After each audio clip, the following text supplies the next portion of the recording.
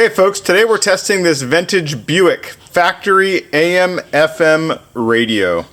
This radio was available on 63 to 64 Buick full-size cars. That includes, Riviera, Wildcat, Electra, and probably something I'm not thinking of. And it was also available on the 65 Riviera. The other 65 full-size cars used a different dash that year, so this radio is not proper for it. I believe this particular radio came out of a 65 Riviera, and I say that because the transistor here is dated the 17th week of 65. The radio's in really good shape. The tag is partially there, but the model number can't be seen anymore. And yeah, today we're going to test it. I just tested it a moment ago. It plays on both AM and FM. The only issue I see with this radio is this center push button.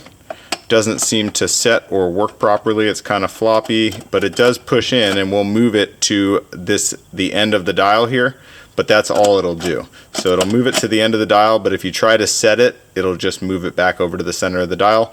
That said, you have 4 push buttons you could use. If when it goes out to get serviced, you could have this repaired, but I kind of don't see the point. That's your call.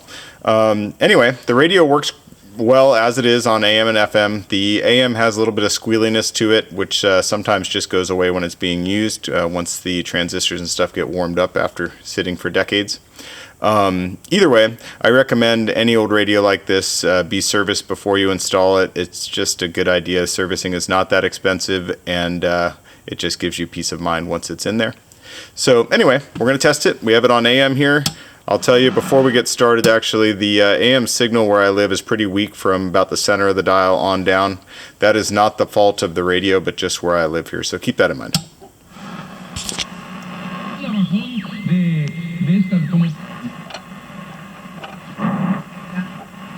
Give us a little more volume here. Tlaloc, ¿te acuerdas de este dios Tlaloc de los mexicas? Conservative politics, common sense, drawing crowds that nobody had ever seen, and that's why he was the biggest threat. Anyway, lots of stations. I'm not going to stop at every one here. It's the word used in prayer by Arab Christians, of which better than we were before. Well, it's always a pleasure to have you on. Did you see any the of the squealiness actually went away a lot just in the last minute. You do everything you can in terms of, lowering regular. Anyway, nice AM reception throughout the dial. We'll switch over to FM, which is probably what most people want to see here. We'll start from the end here.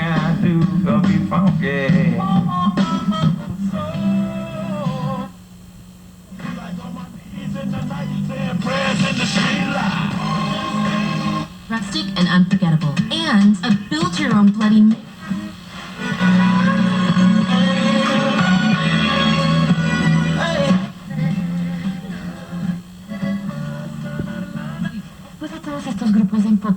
Anyway, really nice reception. Yep,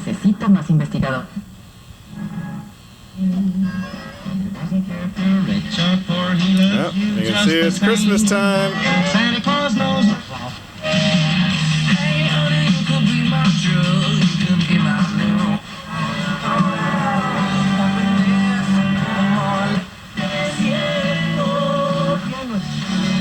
Drop the bad this man.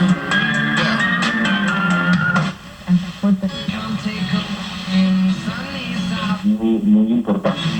¿Qué tal? O sea, Don't worry about all that.